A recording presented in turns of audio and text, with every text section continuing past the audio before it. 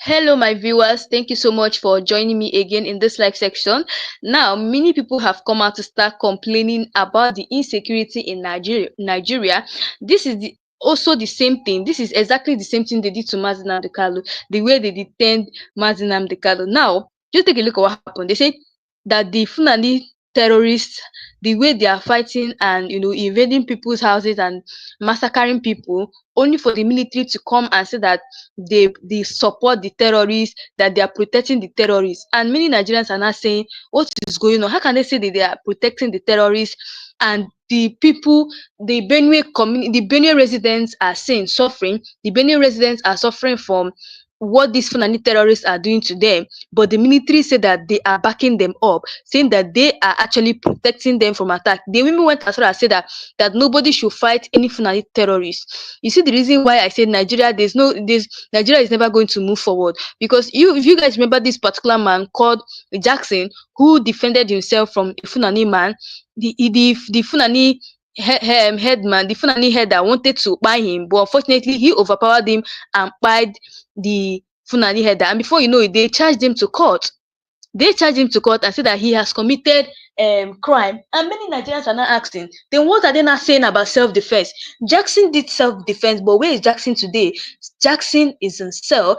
Jackson is in prison because he defended himself.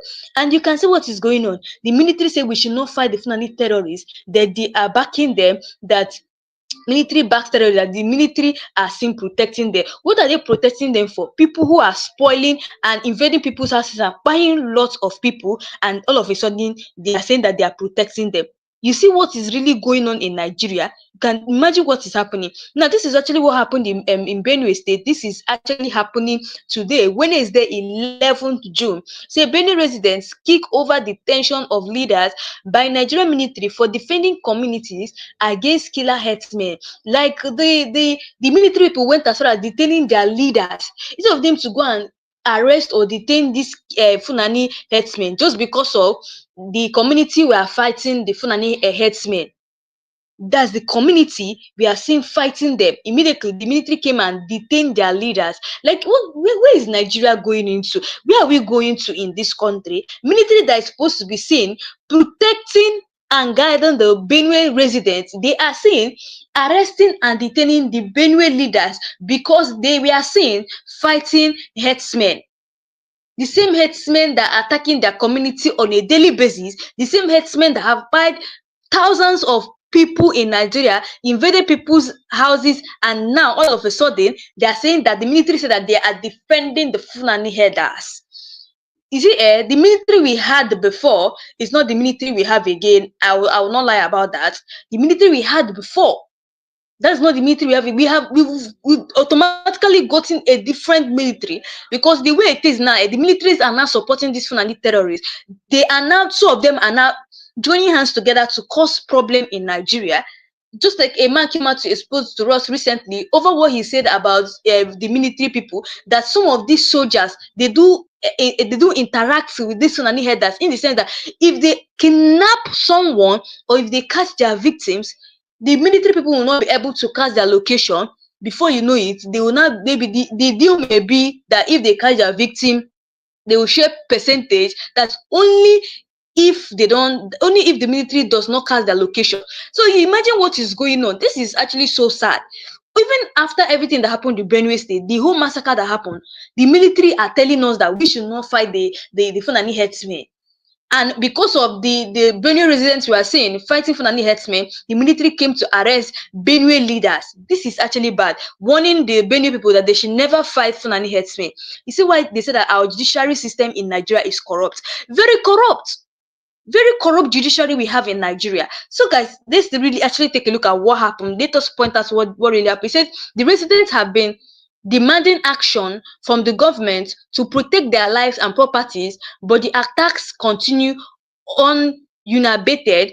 Residents of AGATU local government area of Benue State have expressed outrage over the arrest and detention of their leaders by the Nigerian military, despite the ongoing killings and attacks by Fulani herdsmen in their community. Now, they say that they have been If you listen to what this article says, they have been complaining to the government to protect their lives and properties, but the attack still continued. And to be honest, the attack really continued because this is not the first time they attacked Benue State. They attacked Benue State, let me say, last 2 weeks, and now again they are coming to attack again. And all of a sudden, the Benue resident had to stand up because even the DSS was saying that the DSS director was saying that we should all learn how to defend ourselves. So these people, the residents of Benue State, had to start defending themselves against the attacks of the Fulani herdsmen, only for the military to come to their community and arrest Benue leaders because they were seen fighting Fulani herdsmen, because they were fighting Fulani herdsmen. What they like, I don't even know what kind of judiciary system do we have. Like, instead of the military to be seen protecting the people from attacks, they are seen arresting Benue residents, arresting Benue leaders because they were able to, they are trying to protect themselves, something that the governments could not do. They are doing it for themselves. All of a sudden, the military are seen detaining them. You can imagine. So he said the residents of AGATU local government area of Benue State have expressed outrage over the arrest and detention of their leaders by the Nigerian military, despite the ongoing killings and attacks by Fulani herdsmen in their community. So it's a way on saying that the recent attacks by Fulani herdsmen have left several communities in AGATU local government in shock and despair.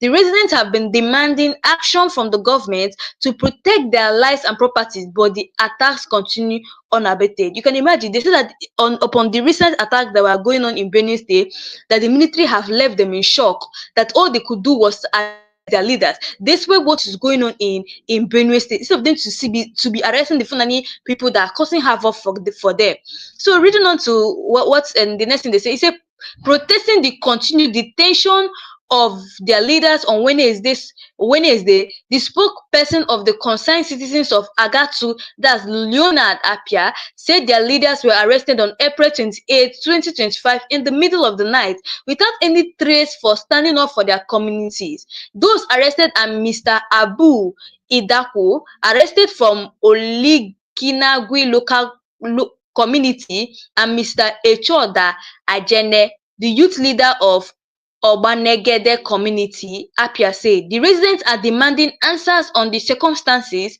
surrounding the arrest and detention of their leaders. They started asking, what is the problem? Why are they arresting them? They are not coming out. The residents are not asking. They are demanding answers from the government as well as the military. Why are you arresting our leaders, knowing fully well that this is what is going on? Knowing fully well that, okay, attacks is going on in Benue State, different attacks is flying in Benue State. In fact, as I'm talking to you guys, there's no peace in Benue State. Yes, there's war in Benue State. There's no peace there. But instead of the military to, mount their ground, trying to protect the people, they are seen arresting their leaders for just no reason. This is shame. When I tell you guys that I see Nigeria, Nigeria is finished. Honestly, I cannot lie to you guys. Nigeria is finished. The military we know before, it is not the military we know now. The military are now, I don't know if I would say the military is now corrupt. They're not associating themselves with the terrorists. We come out every day, oh, our military are saving us. Okay, let us not panic. Our military are there for us. They are not there for you. Even when we're trying to do self-defense, they still come for us. Even if when we try to defend ourselves, they still come for us. They still arrest us because we fight, because maybe the Fulani herdsmen wanted to spy us, and because we were able to overpower them, they will not arrest us. And you say we are in a country called Nigeria. Hey, this country is finished. Just like Nnamdi Kanu said, this is a zoo country. I am not from this kind of country called zoo. See, the reason why Nnamdi Kanu is agitating for Biafra that many people don't understand. Military that we're supposed to, okay, this military is to protect lives and property. Military is to protect us from external attack. They are the ones now supporting what the Fulani herders are doing. So reading on to the next thing here, it says that to date, nobody knows their offenses. Searches at the AGATU police division or Bagaji, DSS and Air Force base at AGATU proved negative. Appiah lamented, adding that it took about 4 days for us to know that the persons arrested are detained in the military facility at 72 Battalion Makurdi. The protesters are questioning the motives behind the arrest and detention of their leaders, while the Fulani herdsmen continue to attack and kill their people without any consequences. You see Nigeria, to be honest, guys, I'll tell you guys, we need to weep for this country. Like, we need to cry for this country. This country is finished too. You see this country, it is finished. I'm telling you guys on this truth. Like, they arrested the Benue leaders because they were seen trying to attack the Fulani herders that were disturbing their community. And you guys know what happened in Benue last week? The massacre that happened there, that made the Benue governor self to come out and say that this attack, the people who are plotting this attack, is the people in power in Abuja. He came out and said it. He said he even knows their names, that he has already written down their names. It's not time for him to like start calling them one by one. He said it. And the military are aware of the massacre that happened in Benue State recently, and all they could do is to arrest their leaders and keep them in military facility at 72 Battalion Makurdi. They kept them there for 4 days. And the people are asking, why are you guys holding our leaders? Why are you guys detaining our leaders for no reason? But the Fulani herders are seen walking about freely as they continue to attack and kill their people without any consequences. You guys don't even say, let you arrest the Fulani herders that are causing havoc in the community. And all of a sudden, someone will come and tell me that I believe in one Nigeria. To hell with your one Nigeria. There's nothing like one Nigeria again. What is the one Nigeria about? We fold our arms. We watch people buy our brothers. Why our brothers and sisters, and you come out to tell me that you believe in one Nigeria? To many people who believe in one Nigeria are the people in power, because they know they're benefiting a lot from this one Nigeria. You guys don't know what they benefit. They benefit a lot from it. That's why you see it's very hard for them to. That's why you see they're still holding Nnamdi Kanu in continuous leadership, because they know that once he's out, he's going to divide this country. And if he divides it, Biafra is going to. In fact, he's going to establish Biafra immediately if he comes out. That's the reason why you see that the Bola Ahmed Tinubu is still keeping him in detention, because they have not yet finished enjoying what one Nigeria is giving to them. All these people in power are just there for their selfish reason. They're just there for that. They're not doing any work there. I'm telling you guys on the street. They are not working there. They're not doing any work in that place.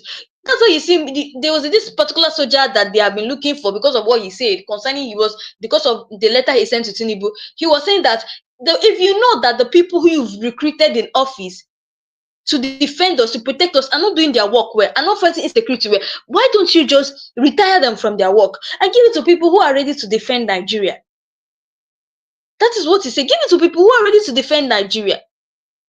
The military we know then, it's not the military we know now.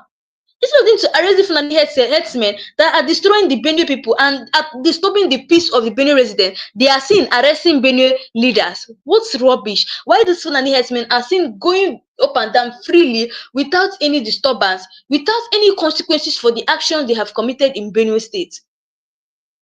So looking at the next thing that happened there, it is that our people are killed in dozens, almost on a daily basis, without security agencies arresting any of the assailants. But you see our people who have been the victims of this failed state are wounded and arrested for only complaining against the attacks, Afia said.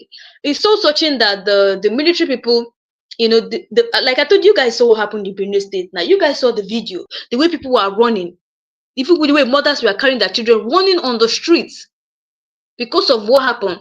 And these people, the military are aware of this incident that happened in Benue State, but instead of them to help and try to protect the Benue residents, they are said protecting the Fulani terrorists instead. They have never for once said, okay, they caught or they have detained the people who are causing havoc in Benue State. But they are seen arresting people who are victims of this attack from these Fulani herders. So reading on, it says since 28 April to date, they are still in detention without presenting them before any court of law for committing any offense. Worse, they have been denied access to family members and lawyers. Imagine, he said since 28 April, this is when their leaders have been in continuous detention. Until now, they have been without presenting them before any court of law for committing any offense. Worse, they still have been denied access to their family members and lawyers. You can imagine the military arrest and they keep these leaders for 4 days, and up to now, they have not even been taken to court. In fact, they have even denied them access to see their lawyers or their family members. You can imagine what is going on in Nigeria. That's why I keep asking myself. I've been asking you guys this question. Why is that anytime there is an attack in Nigeria, it is very hard for them to say, okay, we've arrested one particular person, we've arrested a FULANI terrorist, oh, we've arrested this one. You know, the one that shocked me was that they attacked Benue barrack, a barrack that had millions of soldiers, or like we say millions or thousands. But you guys know what barrack is all about. They plenty for barrack. And these terrorists came to attack them. And nobody can say, okay, they caught a particular person. If they can attack our armies like this, then you know it's finished now. If they can attack our armies like this, you know that Nigeria is gone. Nigeria is finished. A whole barrack. It's just like bombing a barrack and nothing. They couldn't catch one particular person. They couldn't catch a suspect that did it. It means that Nigeria is gone. That's what they're trying to tell us here. Nigeria is gone. So let us take a look at the next thing. It said that the residents are calling for the immediate release of their leaders and an end to the attacks by FULANI herdsmen. They are also seeking answers to several questions, including who ordered the arrest, what their offenses are, and why there is silence from the AGATU local government council. Our questions are: who ordered the arrest? What are their offenses? Which of the security agencies effected their arrest? Where are they detained till now? Why is there silence from the AGATU local government council? Why is there silence from the AGATU local government council? So these are the questions that the Benue residents are asking. What are the offenses of their leaders that they had to keep them in detention? And also, which of the security agencies effected their arrest? And where are they detained till now? So these are the questions they're asking, because they really need to know what their leaders have done for them to be detained like this. Nigeria is finished. I'm telling you guys on the streets. It is finished. Like, I don't know if I'll say Nigeria has been sold to Nigerian to terrorists. I don't know if I'll say they have sold Nigeria to terrorists, because it's not as if we don't have mouth again. The terrorists have taken over Nigeria. So guys, I want you guys to just listen to what this man has to say about the people that are sponsoring these terrorists, as well as what this terrorist has done in Nigeria. Guys, listen to this interview and I'll be right back. This man actually spoke nothing but the truth in this video. Guys, take a look at this. In the tradition of the FULANI man that attracts reprisal from all over the If I understand it, does that mean that those FULANI men who are maybe domiciled in other countries, who move around, they can come into the country and this plan will accommodate them as well? Yes, that's what we want to do. Why should federal government use resources for this country to accommodate FULANI men who are not Nigerians? You see, as I said, we are already accommodating them. Do you delineate and then really know who is not a FULANI man from Nigeria? They are all Nigerians, because I said their identity, their own citizenship is Nigerian, even though we have relations all over the world, all over Africa. And so, presumably they are Nigerians. I think you get me. That is the misunderstanding. They move from one place to the other, and they have relations, kith and kins in all the parts of the country, and even outside the country. So that is why our own population is fluid. We can certainly not say this is the population of Nigeria. Of course, we will try more to cultivate that culture in our people, while at the same time bringing the Fulanis in one fold and try to arrest their traditional practice of moving from one place to the other.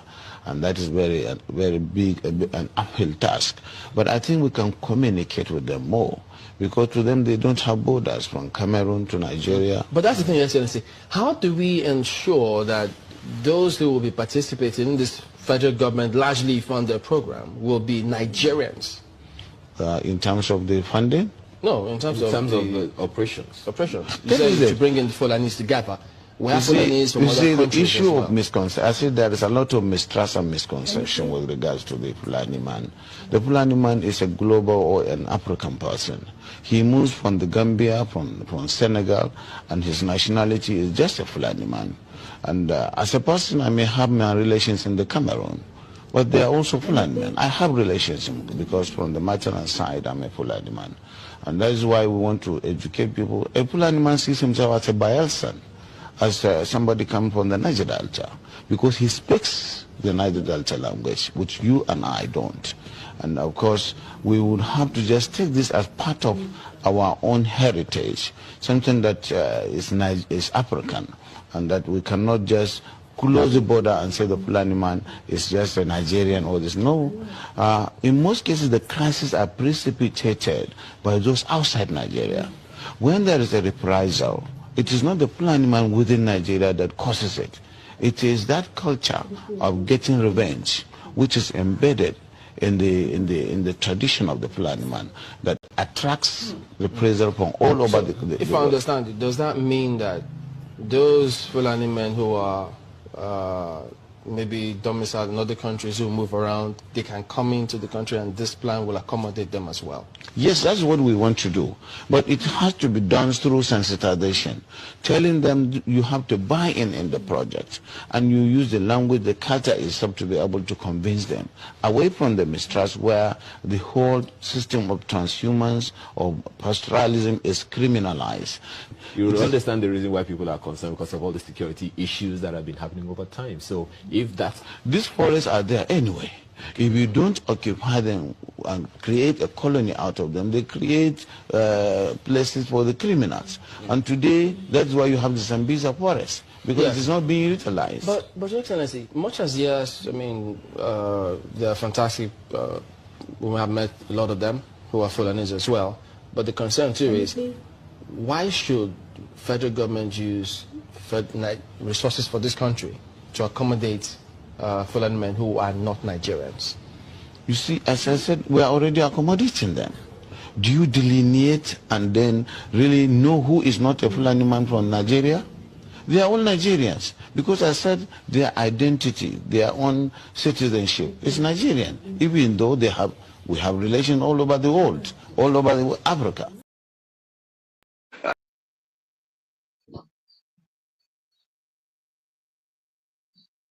I start with Honorable Gadi. I'm from Plateau State. Mr. Speaker, you will only understand the heaviness of the content of this motion if we are privileged to see the picture of what Boko Haram did to Giwa barracks and other attacks within military formations in Borno State. Mr. Speaker, the pictures I saw, I am scared. I am scared whether the safety of the Nigerian civilians within the Nigerian territorial land can be guaranteed. Mr. Speaker, we budgeted for money, arms and ammunition, tanks numbering more than 40, including other platforms that belongs to the Nigerian military, that is aimed at safeguarding our people, have been taken away, worth trillions of naira by Boko Haram. How can we guarantee the safety of the Nigerian people in the circumstance that the platform that are meant to protect these people have been taken away by the enemies of the people? Mr. Speaker, we have been doing our best under your leadership. The National Assembly have been speaking on issues of insecurity. But Mr. Speaker, actions by departments of government must be taken. Mr. President must hold Nigerian military strategic commandants and other head of security agencies accountable for negligence of their responsibility. In as much as we appreciate, Mr. Speaker, the security agencies for putting their life at the front line to protect Nigerians, to make sure Nigerians sleep, we must hold somebody accountable that taxpayers' money used to buy guns, used to buy other platform for Nigerian military to fight will be compromised and be donated like a form of free of charge to the enemies of this country. Mr. Speaker, this is unacceptable. I want to say again and again, Nigerians are being killed on daily basis from the north to the south, to the west, to the east, and we are here for Nigerians. Mr. Speaker, government must do the needful. The everyday resolution that we pass is not enough. Mr. Speaker, if it means facing agencies of government as a National Assembly to ensure that publicly we bring them to account for their responsibility and to account for their negligence of responsibility, we have to do that. Mr. Speaker, I will send you intelligence of the picture of the arms and ammunition, of the platforms that have been taken away by Boko Haram in Maiduguri. And when the leaders, when the governor is crying, other representatives of government are first to issue statements undermining the supremacy of the chief security officer of the state, who knows what is happening in his state, who is crying, and someone within the comfort of his zone will say that the governor is raising an unnecessary alarm, whereas Nigerians are killing. This is unacceptable. Mr. Speaker, we must stand up and find a way of bringing this issue of insecurity to order. Otherwise, you and I is not safe. No matter how Nigerians respect us, we are moving to a level that Nigerians will fight us the way they fight criminals and the way they fight Boko Haram. Until the right thing is done by us here, until we speak for the Nigerian people, until we draw line, until we tell government what we are supposed to tell government, and until government respond by action, not by media statement or press statement. Do not hope, Mr. Speaker, that any member of the National Assembly is safe to move, not by bandit, not by Boko Haram, by the people that elected you and I. Time will come, if action is not taken, that Nigerians will take their destinies in their own hands. Thank you, Mr. Speaker, for giving me the opportunity. So guys, you guys actually listened to what was coming from the House of Rep concerning the insecurity. Now, everything he said here is nothing but the truth. Time is going to come whereby people will start taking laws into their own hands. Yes, because they've already found that, okay, the Nigerian government cannot protect us again. For you know it, everybody will not start carrying gun in Nigeria, and you can't do anything about it because we will find out that the Nigerian government cannot help. Time will come whereby, like I told you guys, that what these people want is war. They want war, and time will come whereby people will start taking laws into their own hands. People will start defending themselves against this FULANI headers, and people will start carrying guns, carrying weapons to defend themselves. They don't even care whether it is legalized or it's not legalized, because it has actually gotten too much that we can't just fold our hands again. So people won't even care if the gun is legalized in Nigeria or not. They will carry it because they can't just fold their hands and see strangers from another place by their own brothers and sisters. So that is just that people. That's one thing that people are not aware of. That if the insecurity in Nigeria keeps getting worse day by day, I tell you guys the honest truth, that people will start taking laws into their own hands. So it is now do me, I do you. And if people start taking laws into their own hands, you find out that the FULANI terrorists will even run. See why many people are saying that they should legalize gun in Nigeria, because they know that once they legalize gun in Nigeria, these FULANI terrorists won't even have the mind to be, they say gun is what is actually controls people. If you show someone gun, now you're going to be able to control the person. So they feel they can't be able to control us again if they legalize gun in Nigeria, because they already know that, okay, everybody is now mobilizing to defend themselves. So that is one thing about their thing. And now I want you guys to actually listen to what Barrister Darlington have to say about the thing that actually started this insecurity in Nigeria, as well as what happened in the civil war, what happened in Biafran war, that actually led to all these things that's happening in Nigeria now. So guys, listen to what Barrister Darlington have to say, and I'll be right back. During the war, part of the things the government did to cause more death in the Igbo land was to take all the money deposited in the bank by the Igbos, all our money, and gave us only 20 pounds. Whether you have 200,000 pounds or 200 million, or the federal government of Nigeria took it away as long as it is owned by the Igbo man. He took them away and was using that money to fight us. What does that tell you? If it were today's world, what they did in the South was genocide. It wasn't a war. Because the Biafran soldiers were giving them hell at the battleground. Instead of them to battle them, they went after the civilians. Innocent civilians, women and children. That was why the casualty was so high on Igbo land. They left the real soldiers who were fighting them in the bush because they couldn't match the Biafran soldiers. They now vent their anger on innocent Igbo civilians, women and children. That was why there was heavy casualty. In the cause of a war, is that acceptable? Even though we know that they said all is fair in war. But no, is that action acceptable? That's why we are complaining. Yes, that's why we are. It's not fair. Under the Geneva Convention, you are not supposed to do that. Okay. Go and look at the recorded history of what happened. Women and children who were hiding in a church in somewhere in Onitsha, they slaughtered all of them.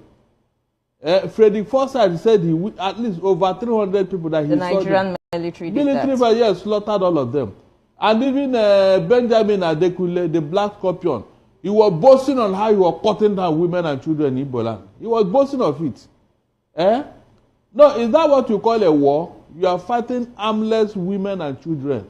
So, Barrister, why didn't that reintegration process and re-radicalization process it's going on with terrorists? Yes, exactly. It's happening with Boko Haram terrorists. They are de-radicalizing them, disarming them, and reintegrating them back into the society. And we've seen in all history of wars, like Rwandan genocide, like I cited, there was that program. It took place for peace and unity to be able to reign. Looks like it's some kind of closure for the people who suffered in that crisis. Why didn't that happen in Nigeria? No, you should be asking Gowon. Because he was in a position to do that, but he did not. He did not. So what is he telling me now? This is a man who would have taken care to heal the wounds, but he did not. Now he's telling us it was necessary. It was not necessary. On what ground? Who started that war? Okay. In the first place? Who started that war?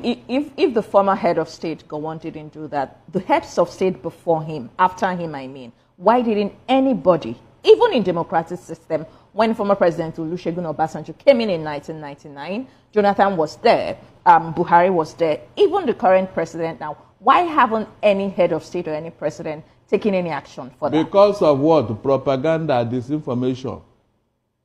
Promise, since that war happened, it had been recorded through propaganda that the Igbos started a civil war, that we wanted to disintegrate Nigeria. Until IBB's Good, until IBB wrote a book.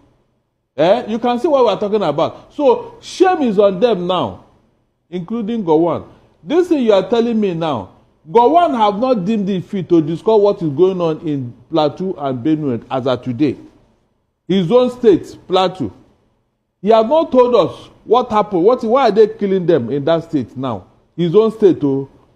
He has never opened his mouth to utter a word about that killing going on there. This was exactly what they were doing to the Igbos that time until the Igbos reacted. This thing that's going on in Plateau, is it not enough to cause war? Tell me, is it not enough to cause war? This is exactly what happened in 1967 when they were killing the Igbos all over the place. When lives are being threatened. Perish. And you kept quiet, and you expect them to keep quiet. That was exactly what happened. Exactly what, this is the same modus operandi. But because these people have tolerated, either they don't have the liver to fight or whatever. All right, so let's move on to other stories. So I thank God it's happening under Gowon's nose. I expected him to talk about it. He's from Plateau State. I said I expected him to talk about it. A lot of Plateau citizens have. So, people, you guys have actually listened to what happened here. Now, to be honest, is that everybody who have plotted against IPOB as well as Biafra, they're now beginning to actually confess about what is going on, because Nemesis is now catching up with them. So all of a sudden, they're not coming out to confess. Like, to this to tell you that God is actually with IPOB and God is actually with Biafra because he knows what he's doing. Now, let me tell you guys the honest truth. You see, the reason why you see these Fulani terrorists are always invading our land is because of the hand that was given to them. Yes, because if you don't give them the hand, number one, Buhari opened borders for them with guns. They opened borders and they came in. Secondly, they were always supported. If anything happens, if they buy people, they are not always taken into custody. They are always supported. Thereby, they will arrest the person that the Fulani head has harassed, and they will leave this Fulani terrorist to be walking freely up and down. In fact, even if you try and say, okay, let you report this Fulani terrorist to your police or your army, don't be surprised they're going to release that Fulani terrorist and come and catch you that reported. They will come and catch you that reported. That's the kind of Nigeria we are in today. For the military to tell us that we should not fight the Fulani terrorists, you should know that Nigeria has finished. Nigeria is war. Nigeria is what Nigeria is about to. There's another war about to boom in Nigeria. For military to tell you that we should not touch the Fulani terrorists. Fulani terrorists that have been affected, not only Benue State, Plateau State, Borno State, that have been dealing with many communities in Nigeria. All of a sudden, the military saying we should not touch them. This is actually very, very bad. I want you guys to even listen to what Nnamdi Kanu said in his broadcast about Fulani people that many people have not been hearing. He has been warning us, saying, okay, this is what is going to happen in Nigeria. You guys should stay clear. Never you say your land to a Fulani man. Never you say the governors be aware. He was warning, but nobody listened to him because they felt he's an Igbo man. Igbo people they have nothing to say. That is what they thought Nnamdi Kanu is. Now you can see that everything he said from beginning to end, starting it is happening in Nigeria, and we're seeing it at a daily basis. People are now shedding tears, people are now crying. So guys, take a look at what he has to say, and I'll be right back. Fulani can control you however they like. Once they announce it, Yoruba newspapers very foolishly and stupidly will support them because they want Tinubu as the president. And you are all dying every blessed day. You are all dying every day. Had you people risen up to say that what is happening in Nigeria is bad, there is no way that Pastoranti's daughter will not be alive today. That is the price you pay for duplicity. That is the price you pay for treachery. That is the price you will continue to pay until you rise up and say, enough is enough. It is up to you to do it. You did it during NSAS. You can do it again. Can you imagine Fulani people telling you, if you remove Fulanis from Yoruba forest, imagine Fulani telling you, if you remove them from your ancestral lands, there will be war, and you are panicking. And you have not asked yourself, why are they not saying something about the East? Why did they not say to Eastern Security Network? Why did they not say to me, if you don't stop evacuating Fulani terrorists from the forest, there will be war? Because they know, they understand psychologically that you don't have what it takes to resist them. Do you know why Borno State is still alive? Why you still have the Kanuri people in Borno today? Was because they resisted the Fulani centuries ago. You have to go back to history to understand how Nigeria came into existence. Fulani has been expanding from day one, from Senegambia. All the way from Senegambia, they've been expanding, and now they are in Okigwe. All the way from Senegambia. They are now in Okigwe. And you're asking us to somehow fold our hands and keep quiet because of 2023, because one idiot is going to come out to become a president, because of that rubbish, because of that nonsensical notion, we should fold our hands and wait until we are overrun by the Janjaweed from the Sahel. Is that how reasonable people think? Is that how people that wish to survive as a race, is that how they reason? It is very, very shocking that some of you do not understand what the Fulanis have in store for you. Very, very soon it is going to happen. And when it happens, your eyes will clear. And about whom you will see it very clearly. I was warning you. In 2014, 2015, 2016, they said he's a warmonger. He's a warmongering. I went to America and I told World Igbo Congress that this war you are avoiding is going to come to your villages. They said, no, it's not going to happen. What is happening today? When Yoruba was supporting the dead idiot called Buhari, did I not warn them that this evil you're supporting will consume you? They never listened. They never wanted to listen. IPOB is a terrorist group. You're trying to divide Nigeria. But Mietiana is not.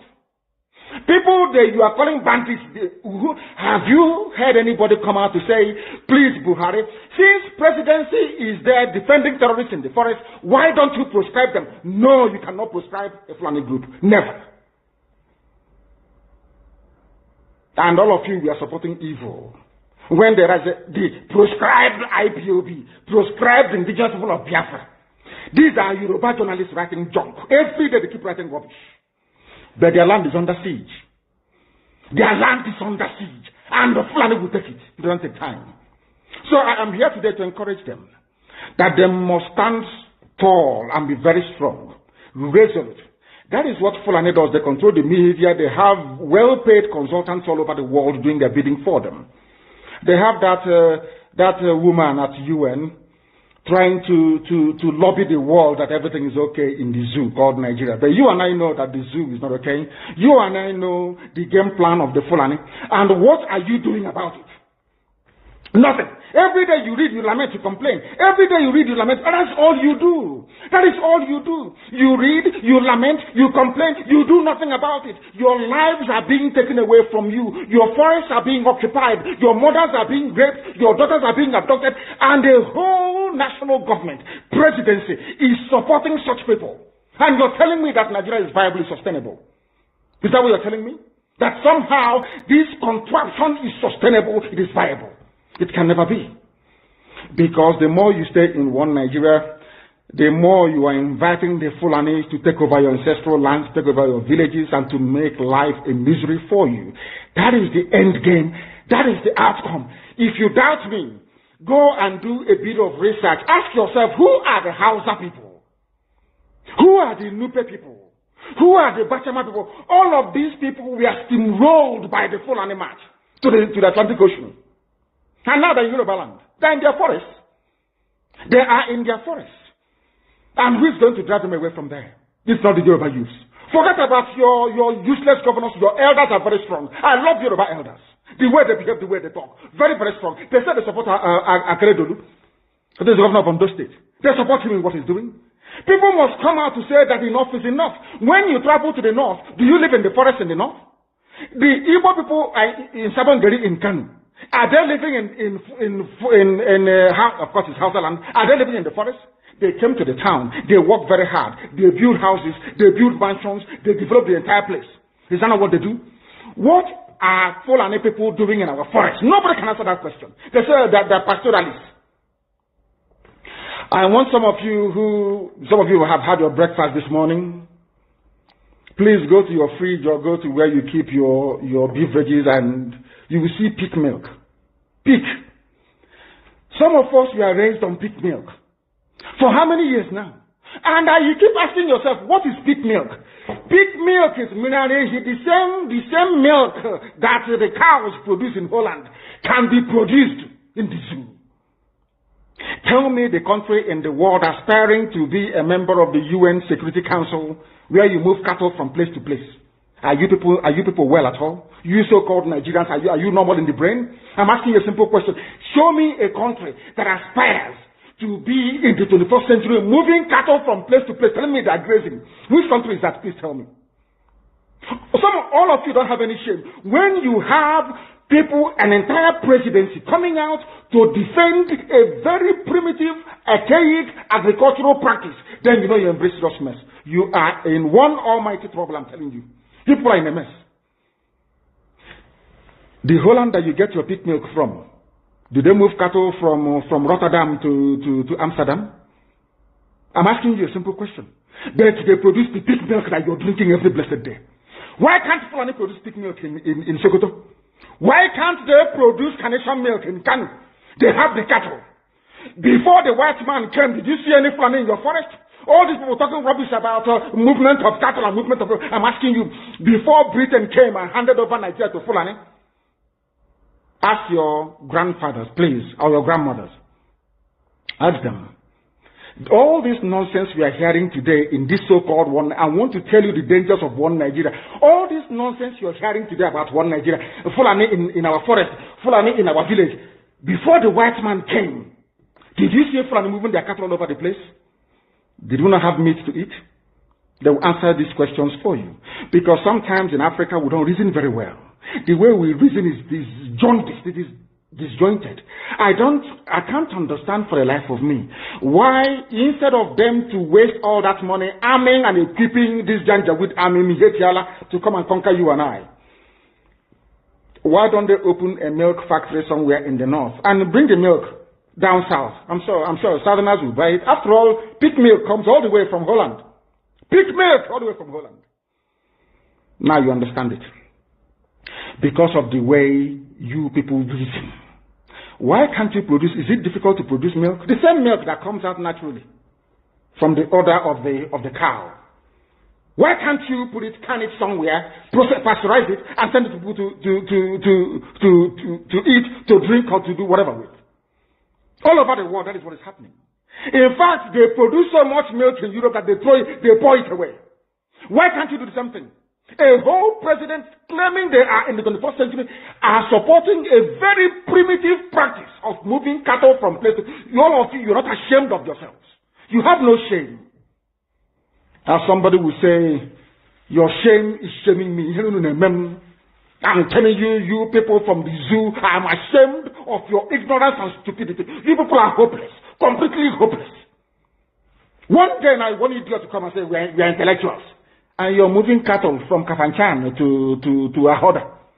You are intellectuals. You are intellectualizing. You are in the 21st century, you are moving cattle, driving cattle, from over 3. So, my people, you guys have listened to this broadcast of Nnamdi Kanu where he was talking about the Fulani people. And the worst part of it is that it was even Buhari that actually opened borders for them. And these people, all they do now is to carry their cattle and be moving up and down. As well as they're moving the cattle, they're also causing more harm to the society, like destroying people's properties and as well as massacring people. And now, I'll not lie to you guys. You see, the kind of situation we are in this country now is not something that the people in power can handle again. Yes, because these people are no longer afraid of the people in power. Now, they say the possibility of a terrorist attack throughout the country cannot be ruled out. Yes, the general security situation in Nigeria is weak. The security situation in Nigeria is very weak. So crime and kidnapping are possible throughout the country. The ability of the authorities to act cannot be relied upon in all situations. The ability of they'll say, okay, let us call the police, let's call them. We cannot rely on them. You see why even the DSS director told us that we should start defending ourselves, because we cannot rely on those people in this kind of situation. Even the terrorists are not even afraid of the military or the police people. They're not afraid of them. So tell me how people, if the terrorists are not afraid of them, tell me what will not happen. It means that if these terrorists are not afraid of them, we the citizens are our own. We have to just defend ourselves. That is just it. If they're not afraid, if they can attack Brunu, if they can attack Brunu Barrack where army food, then what is other places that they cannot attack? So, corruption, poverty, weak institutions, and low trust in the functioning of this society, the country's poor economic situation, and widespread insecurity, lack of prospect are threats to social stability. The general security situation in Nigeria is very weak. Very weak. Our security is very weak. I don't even know why. So weak that you can say why Nigeria. In fact, like I'm telling you guys the honest truth, if our military cannot even defend us from like external attacks, who knows? Who knows like what them and these people, these terrorists what they have bargained, what they are doing, who's even sponsoring them, what relationship do they have with these terrorists? Because our security situation in Nigeria is very weak. So the ability of the authorities to act cannot be relied upon in all situations. So crime is a critical level, like throughout Nigeria. The most commonly reported are like the most commonly reported crimes I know now in Nigeria is robbery, this assault, fraud, kidnapping, rape, in fact, terrorism, massacring of people. That is even the worst part. So now that we found out that okay, our security in Nigeria is weak, all we need to do is to start mobilizing to defend ourselves. Because even if you call the Nigerian military from now to tomorrow, or the Nigerian police from now to tomorrow, they will not show up in any crime activities. Yes, they will not. They will not. They will not show up. So we need to start mobilizing ourselves, because the kind of insecurity we have in Nigeria now, I don't think it's something that's that I don't think it's something that can be settled, that the Nigerian military can handle, or the police people. Because if they cannot even handle the terrorism in Nigeria, is it not that is it now to start protecting us, the citizens? Like, if they cannot even defend themselves, look, just take a look at what happened in Bronu. They said that many soldiers were dead in Bronu, like after they attacked them. And not only that, these people still made their way with their weapons. They cut their way with their weapons, a whole Bronu barrack. Like, they after launching an attack on them, they still made away with their weapons. It's terrible. If the military cannot even defend themselves, if the military cannot even defend themselves against a external attack from this terrorist, it's not us, the citizens, that they will defend. That's why you see, we need to. That's why they said mobilize yourself. How many Nigerians have been asking that they should just legalize weapons for everybody to use and defend themselves? Because we cannot be saying we are defending ourselves and the terrorists are carrying guns better than us. The terrorists are carrying guns that are far better, that worth money, and Nigerians are not. So we need to actually mobilize. We need to mobilize and defend ourselves. To be honest, to defend ourselves. And also, I think I don't even know if I would say the military are also supporting these bandits. Yes, they're also supporting these terrorists. So there's this video I saw, but that video was actually a video, not now. Like, just like I told you guys, the military we have now is not the same military the military we have before. It's not the same military we have now. Like, the video was an old video of where a Nigerian soldier was lamenting that how can they send us to war and they give us little guns to go and fight Fulani terrorists. They are with so many weapons, modern ones, and the soldier was lamenting that they are going back home. Let them go and take care of their family. That, by the way, blood runs in their vein. You know, they were lamenting. And as I'm talking, this is an old video. This is not a recent video. It's an old video. They were lamented that they are going back. That they are going back. This to show you that the Nigerian government also needs to equip our soldiers. But now, the kind of things that is happening in Nigeria now, I don't even know if our Nigerian soldiers and Nigerian military are also associating with these Fulani terrorists to bring havoc in Nigeria. Like, I don't know. To be honest, I don't even know if I'll say they are also, supporting what is going on in Nigeria. They're also supporting this terrorism. Because tell me why the military will come to Benue State to arrest their leaders.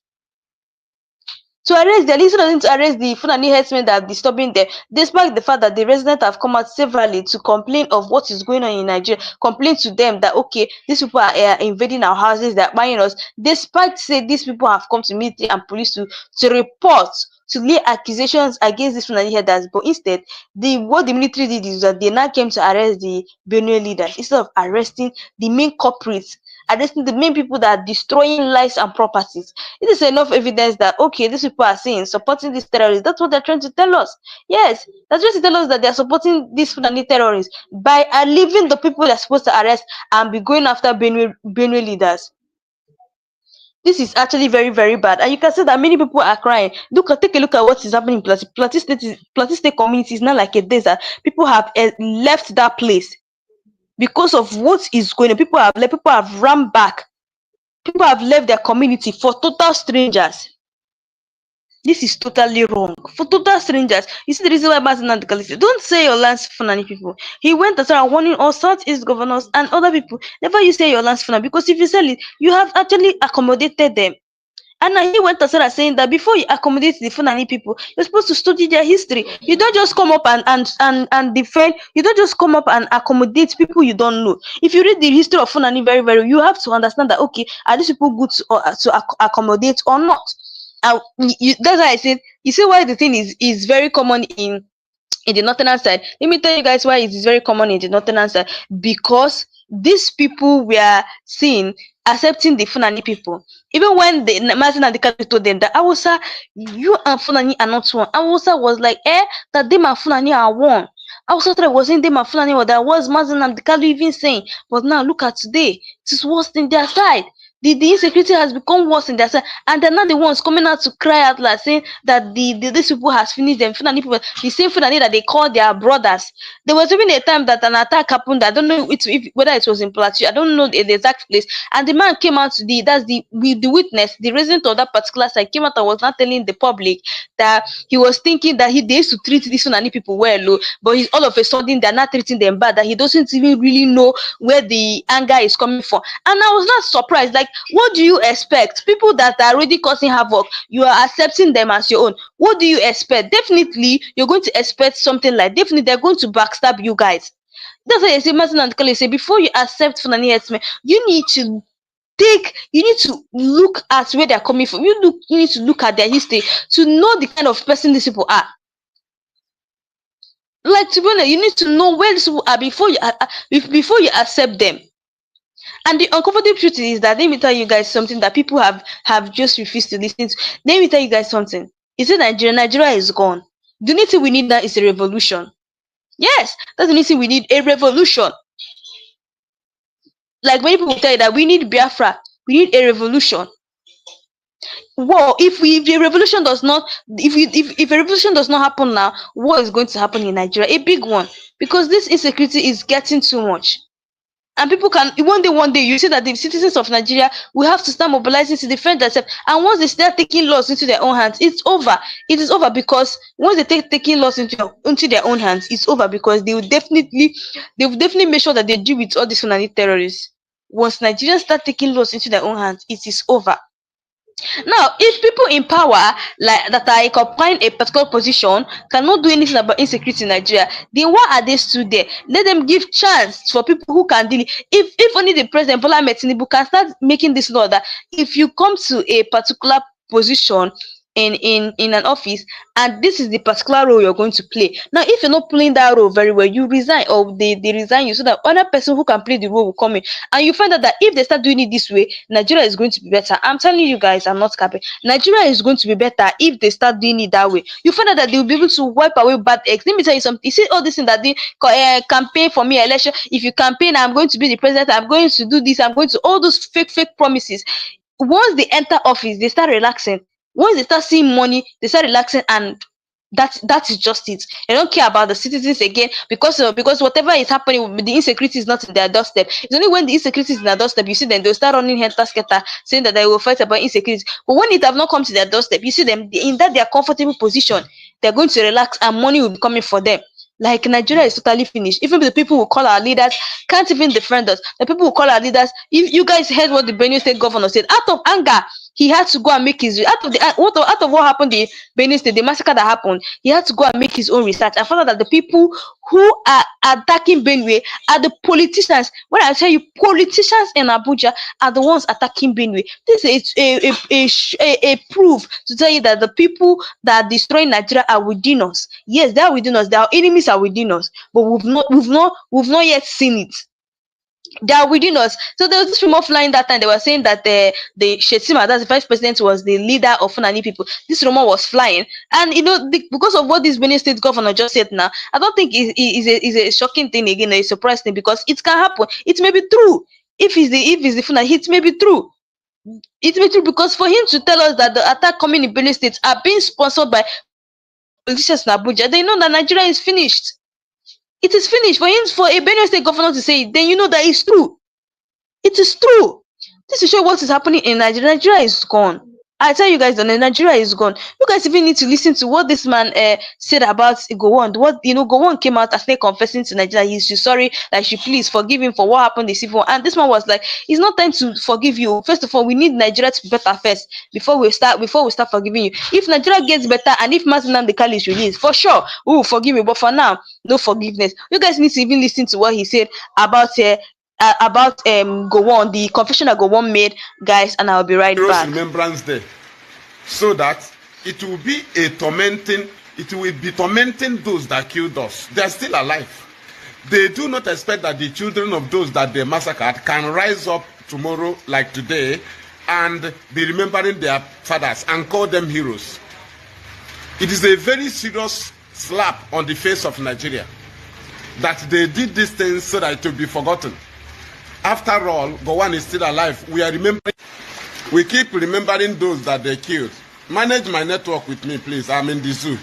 So, the more we remember those they killed, the more they cover their face in shame. Because the spirit of our fallen heroes is tormenting Gowon, tormenting Obasanjo, tormenting Bangida, tormenting all of them. They can never rest. We will keep remembering them. After this remembrance, see what Gowon is saying. He's being tormented. He will face it. We can never stop. They must grant us referendum. So all these things they are saying, that's why IPOB said, we cannot go into armed struggle. We cannot fight war. We will drag Nigeria down. They must tell the world what we did to them. They cannot present us in that image they gave to our father. They gave us our father. If not for the careful agitation of IPOB, will the Gowon be saying this thing? Had Nigeria succeeded in all their plans, which Gowon contributed in all the blackmail against IPOB, all of them contributed on what Nigeria should do to IPOB. Had Nigeria succeeded in destroying IPOB, will the Gowon be saying this thing? They will be rejoicing. But what is pushing them? Because there is a wall. That wall is IPOB, strong wall. So if there is no strong agitation, will the Gowon be saying this? No. So that is why we told our people, we know what we're doing. We must drag Nigeria down. In the presence of the world, they must tell us what we did. The same time, we are telling them, you must tell the world what Nnamdi Kanu did. You went to Kenya and kidnapped him. They blackmailed our fathers, tagged them rebels. They succeeded with that. And the world deserted them. And today, they tag IPOB terrorists. The world did not desert us. They did not accept it because IPOB plays safe. So if we have played wrongly, if we have been agitating wrongly and missed the step, Gowon will not be saying this. They will be rejoicing. Gowon will be thanking this government for stopping IPOB, for keeping unity. But because they did not succeed, this is what will be coming up from them. Because we are here to expose them.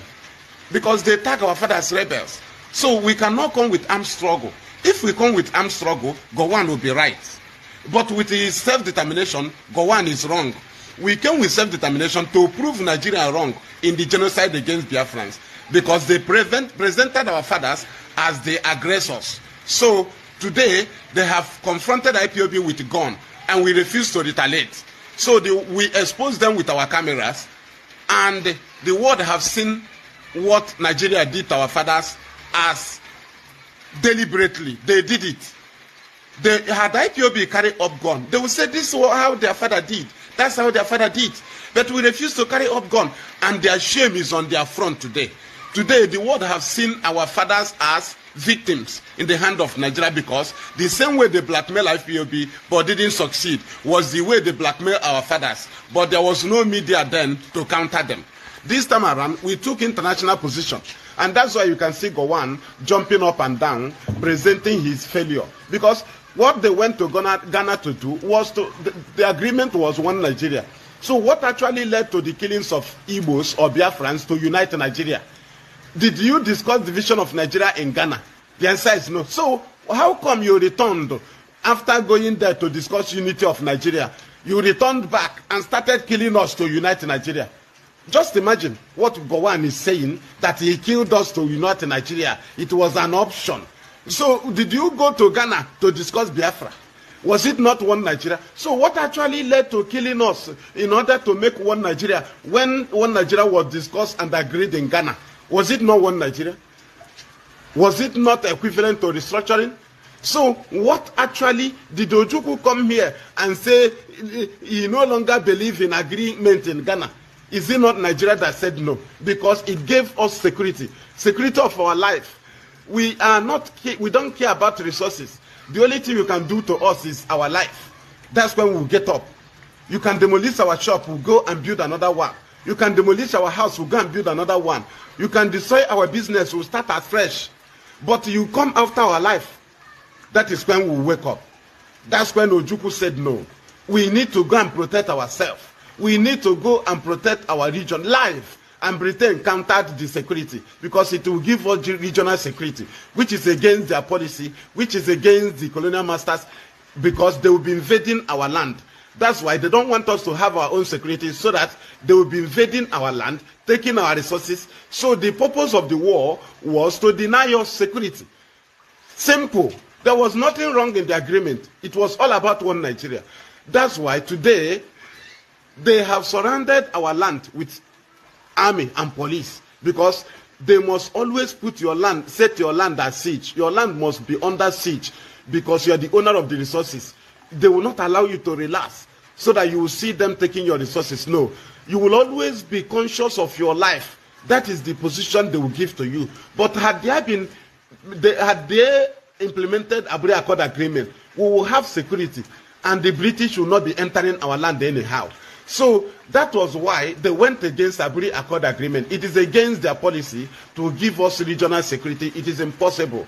Now, when IPOB came, we came as the Nigeria started seeing us as the return of Abure Accord Agreement. When we launched ESN, they now saw it as the regional security. So they became furious because they saw ESN as and IPOB as the return or the implementation of the Abure Accord Agreement, because that's what they went against, even as that one was under Nigerian government. But this one is not under any government, this IPOB. So it is more dangerous to them if Nigeria can upturn agreement that was made for us even to maintain one Nigeria. They upturned it and started killing us. And today, Gowon is telling us that he killed us by upturning agreement to maintain one Nigeria. But the agreement was all about one Nigeria. That is to say, they are killing the IPOB's position of Nigerian government in killing our people today in order to defeat IPOB, to maintain one Nigeria. That is why you see artificial insecurity in our land. They are killing our people as the only weapon to blackmail IPOB. Then, if they defeat IPOB, tomorrow one person will be begging. And we know we form a bargain then to kill Igbo youth because we want to unite Nigeria. That's what one idiot will be saying in future. Had we not stood strong, then one will come and say, if we did not bring Dokubo, there will be no one Nigeria today. You know? But those things will come up if they defeat IPOB. But Gowon is saying this because IPOB was not defeated. Because every plans of the government against IPOB, all of them that rule Nigeria contributed. Everybody contributed on what hand they will use against IPOB, which they have been using against IPOB and have not been succeeding. They have been failing. So now, what Gowon is doing or is presenting today is because IPOB disappointed them by refusing to be destroyed. So Obasanjo, all of them that killed us during the genocide are alive. Almost all of them that commanded the war, they are alive, and we are remembering those that they killed. It is a problem to them. You see how they are tormenting Gowon immediately after 30th May remembrance of our heroes. They are tormenting Gowon, and he must say the truth. He must say the truth. He should stop pretending, because the genocide is never war.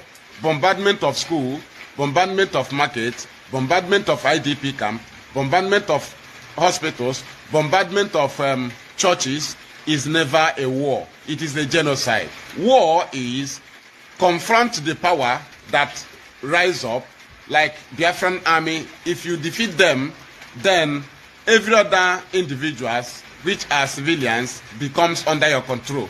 So, but for Nigerian government to go after the civilians, bombarding them, killing them, and even applied a land and sea blockade, it is not a war, it is a genocide.